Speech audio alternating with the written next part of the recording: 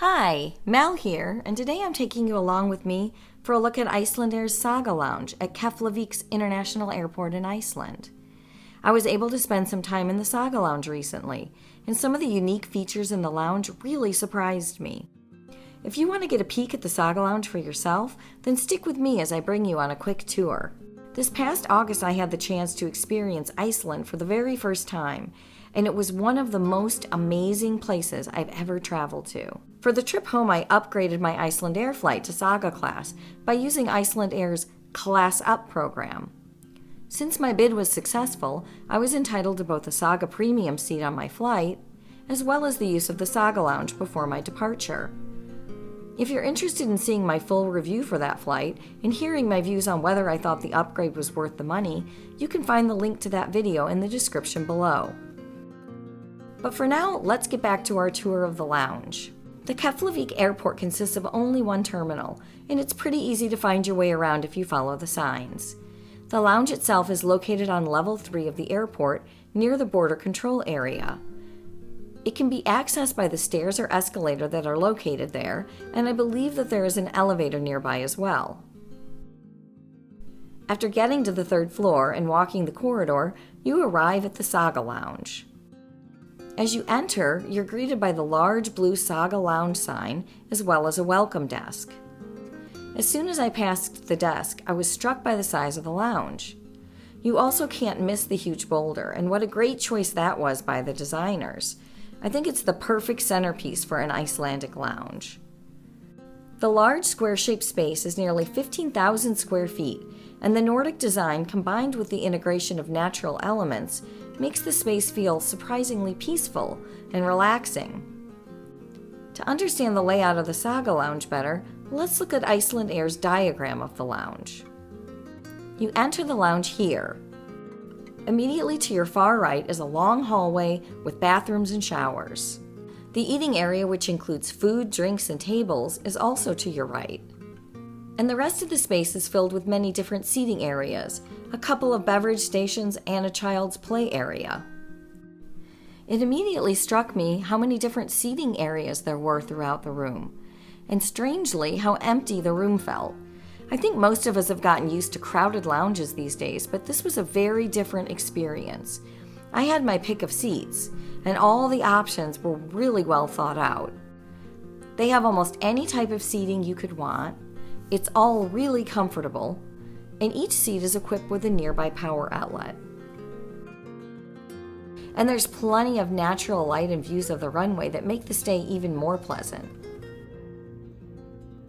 One section of the room had a functional fireplace at its center, and while there was no fire during my visit since it was summer, I could imagine that it would provide a really warm and cozy spot during the colder seasons.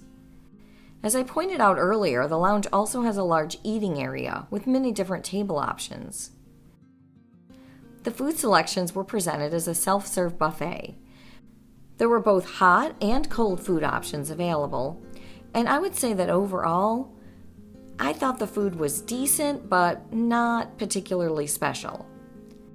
I didn't want to fill up too much before my flight, so I had a trio of salads, a small sandwich, and a glass of water. I also sampled some of the very tempting cheese options and finished up with a colorful Icelandic cupcake. There were also many drink options. They had the standard offerings such as coffee, tea, and water. They also had a large array of refrigerated bottles and cans of self-serve sodas, juices, wine, and beer. And I was surprised at how many other types of alcohol they offered, especially given how expensive alcohol is in Iceland. They offered liqueurs to add to your coffee, stronger options such as gin, vodka, whiskey, and rum, and several interesting liqueur choices, including bitter dram, cognac champagne, Baileys, and 3 different liqueurs from the 64-degree local micro distillery. I was intrigued by the blueberry option and treated myself to a small glass after my meal. It was actually really good, slightly sweet, and definitely infused with the taste of blueberries. The only areas left to explore were the restrooms and showers. They can both be found down a long corridor on the right side of the lounge. The shower was pretty basic actually, but the Blue Lagoon products inside were a nice touch. The restrooms were also stocked with Blue Lagoon products, and I really liked the interesting backlit scene of Iceland in my toilet stall.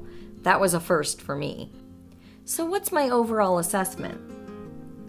Well, the Saga Lounge is definitely unique, and while it's not as fancy as some of the higher-end lounges I've visited, in some ways I liked it better. There were several nice touches that surprised me and elevated this lounge in my eyes. Several things stood out to me as unique and surprising features. The natural Icelandic elements used for decor. I really loved the vibe that these natural elements gave the lounge. It was a perfect design decision. A play area for children. This is a feature I rarely see at lounges, and the area was so cute with adorable rocking horses and an activity table. A functional fireplace. Having a working fireplace in the middle of a seating area made the space really cozy and inviting. The unusual liqueur options. I especially love that the Saga Lounge offers options from a local distillery. And finally, the unusually large and empty space that made it so easy to find a seat and relax before my flight. My only negative comment is that the lounge is located before you go through passport control. That seems like a questionable decision on the part of the planners, but it's too late for it to change, so make sure you budget extra time when you leave the lounge for your flight. And with that in mind, I realized it was time for me to head out of the lounge to make sure that I had enough time to catch my flight. I had to go through passport control after all.